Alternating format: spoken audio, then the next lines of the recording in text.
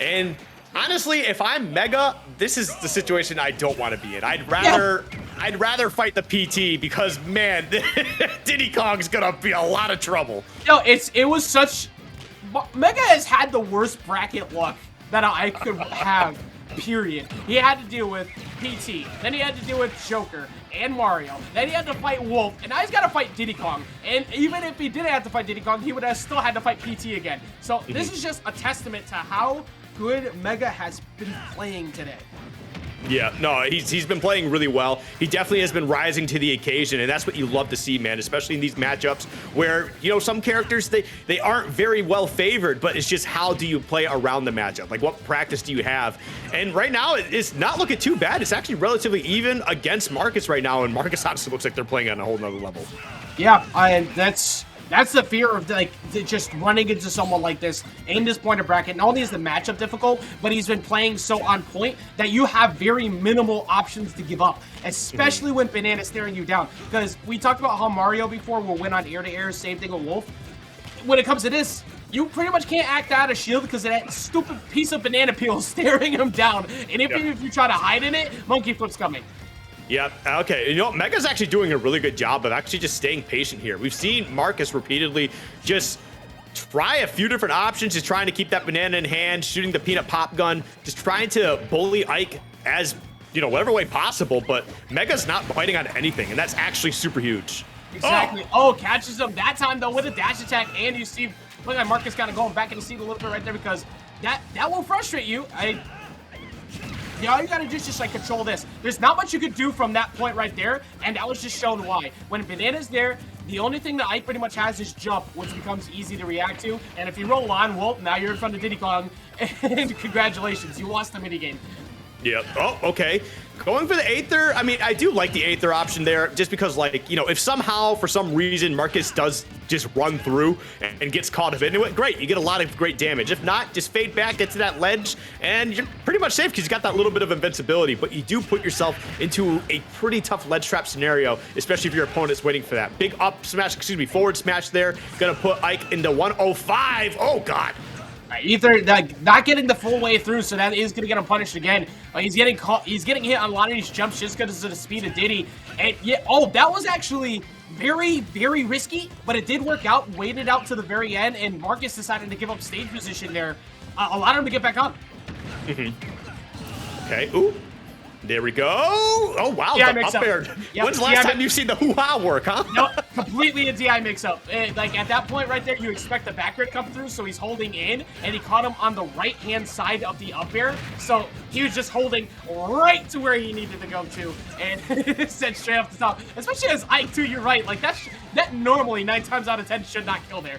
Yeah, I mean, it's definitely wild. I mean, because, like, what? We haven't seen, like, the hoo-ha in a hot minute. Like, it doesn't work out too well, but you know what? You don't need to always kill them up when you can send them straight down. And we've seen Marcus go for that a few times tonight and finally able to make it connect, man, taking that game one in a big statement.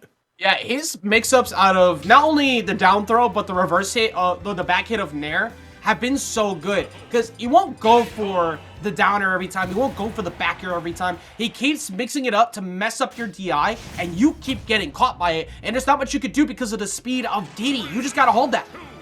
Yeah, you do just kind of have to hold that. There's really no other way around it. I wish there was. I wish there was a better way. I wish I could tell chat that there's a safer answer. But No, sometimes dude, you just have to guess.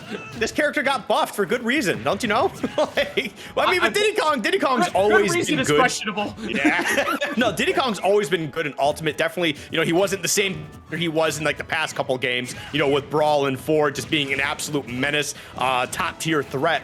But Diddy Kong's still really good, right? He was good before, and then he got some really solid buffs that really just kind of allowed him to shine even more. And that's why we've been seeing this kind of resurgence of Diddy Kong lately. Yeah, the dash attack buff, the F tilt hitting below the ledge. It gave Diddy Kong a lot of answers where it was small weak spots, not the biggest weak spots, but it was enough to be able to get back into the, like, actually competing with people, as we've seen what Tweak has been able to do. And it's just shows through with all the other Diddies as well. Like, the play that we're seeing from Marcus right now, regardless of this being a very good matchup for Diddy, as Diddy dies right there, it's mostly just been Mega's very solid play today and good defensive control when he gets down a game to keep him in it. That's pretty much the main thing. He's playing these matchups well, even though they're pretty bad for Ike. Yeah, no, I mean, Marcus is honestly, he's just, not Marcus, excuse me, Mega. He's been trying to get back to Grandsman. He wants another shot at Jackal. He was feeling pretty good right now. And the way that this game 2 is going, it almost makes me feel like game 1 didn't even happen at all. And that's a good thing, man. Like, you're able to use that game 1 in a scenario that allows you to grab a lot of data, even if you don't take it. It's kind of more risky in a best of 3 because you really only have one more shot to try and turn it all around. But he seems to be making it work here. Yeah, something I'm really happy to see out of Mega 2 is we don't get to see him a whole lot compared to some of the other talent that you see out of Tri-State. But today, he's showing that if Mega was around at every tournament, he would probably be on that state PR. He would probably be one of the better contenders that you'd have to deal with every time you visited. So I hope we see a whole lot more of this because same as the other games, game 2, look at this adjustment. His advantage state really kicks into gear in game 2, and that's what's letting him stay in these matches. Ooh, okay, there we go. Another one of those mix-ups where you thought that maybe he was just going to go right to the ledge, but zooms to the other side of stage. That was just some great gameplay from Marcus. But look at Mega Man. Now I'm 3 stocks to 1. Jeez, I would not have expected that he lost his first game, but I do like the pressure there. He was thinking about going for that quick draw, but the way that Marcus has kind of put out his presence kind of forced him in a weird, recovery situation, but it is what it is. 2 stocks to 1, though. He's sitting pretty. Oh my God, that was almost a stock loss.